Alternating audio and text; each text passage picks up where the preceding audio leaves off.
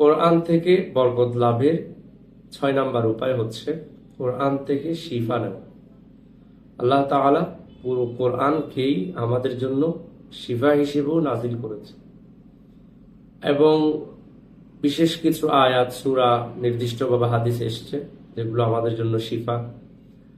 যেমন আমরা সূরা ফাতিহা পড়েও শিফা নিতে পারি, তেমনি ভাবে সূরা ইখলাস, ফালাক, নাস, আয়াতুল কুরসি এগুলো সকাল সন্ধ্যা ঘুমানোর সময় প্রতি নামাজের পরে 5 ওয়াক্ত নামাজের পরে পড়ার কথা আছে। স্বয়ং রাসূলুল্লাহ সাল্লাল্লাহু আলাইহি ওয়াসাল্লাম যখন ওনাকে একজন জাদু করেছিল, তো ওই জাদু থেকে এই সূরা ফালাক নাসের 11টি আয়াত পড়ে উনি ওখান থেকে শিফা নিয়েছেন। আল্লাহ সুবহানাহু ওয়া তাআলা এগুলোর মাধ্যমে ওনাকে সুস্থ করেছেন।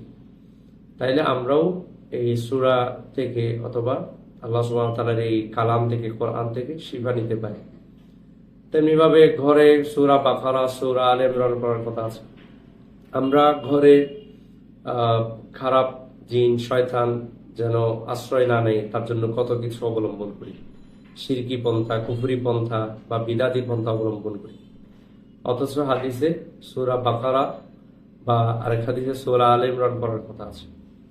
আমরা অনেক ঘর আছে যেখানে পুরো বছরই কোরআন তেলাওয়াত হয় না, মহিলা পুরুষ কেউ কোরআন তেলাওয়াত করে।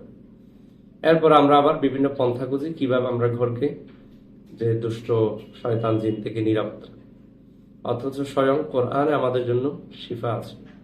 তেমনি ভাবে সকাল বিকাল এই যে সকাল সন্ধ্যা সূরাগুলো পড়ার কথা আছে প্রতি নামাজের পরে, এগুলো আমরা বেশিরভাগ মানুষ পড়ি না। তাইলে আমরা কোরআন থেকে শিফা নেওয়াটা এক প্রকার ভুলেই গিয়েছি। তো আমরা কোরআন থেকে শিফা নিতে পারি এবং এটাও বরকত লাভের একটা উপায়। আর সপ্তম হচ্ছে কোরআন থেকে বরকত লাভের উপায় আল্লাহ সুবহানাহু ওয়া তাআলার যে বিধান কোরআনে আল্লাহ সুবহানাহু ওয়া তাআলা বলেছেন এগুলোকে প্রতিষ্ঠিত করা। আল্লাহ তাআলা সূরা মাইদাতে বলেছেন, আফা হুকমাল জাহিলিয়াতি ইয়াবগুন ওয়া মান আহসানু মিনাল্লাহি হুকমান লিকওমি ইউকিনুন। আল্লাহ তাআলা বলছেন, তারা কি জাহিলিয়াতের মধ্যে তাদের বিধান খুঁজে? ওয়া মান আহসানু মিনাল্লাহ, আল্লাহর চেয়ে কে উত্তম হতে পারে? হুকমান লিকওমি ইউকিনুন, আল্লাহর চেয়ে বিশ্বাসী সম্প্রদায়ের জন্য বা যারা ইয়াকিন আছে, যাদের নিশ্চিত বিশ্বাসী, আখিরাতে বিশ্বাসী, আল্লাহ এবং আল্লাহর রাসূলে বিশ্বাসী যারা, তাদের জন্য বিধান দেওয়ার ক্ষেত্রে আল্লাহর চেয়ে উত্তম কে হতে পারে?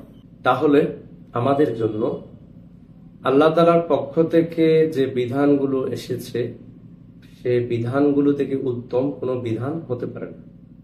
সেটা যে মতবাদী হোক, কোনো মতবাদের কোনো তন্ত্রমন্ত্রের বিধানই আমাদের জন্য কোরআন এবং সুন্নাহর যে বিধান আল্লাহর পক্ষ থেকে এসেছে তার থেকে উত্তম হতে পারে না। সুতরাং আমরা আল্লাহর পক্ষ থেকে আসা এই বিধানগুলো আমাদের ব্যক্তিগত জীবন, পারিবারিক জীবন, আমাদের সামাজিক জীবন বা আমাদের রাষ্ট্রীয় ক্ষেত্রে, আমাদের অর্থনীতির ক্ষেত্রে বা পুরো বিশ্বব্যাপী এই বিধানগুলো বাস্তবায়নের মাধ্যমে, প্রতিষ্ঠার মাধ্যমে কোরআন থেকে বারাকা অর্জন করতে পারি।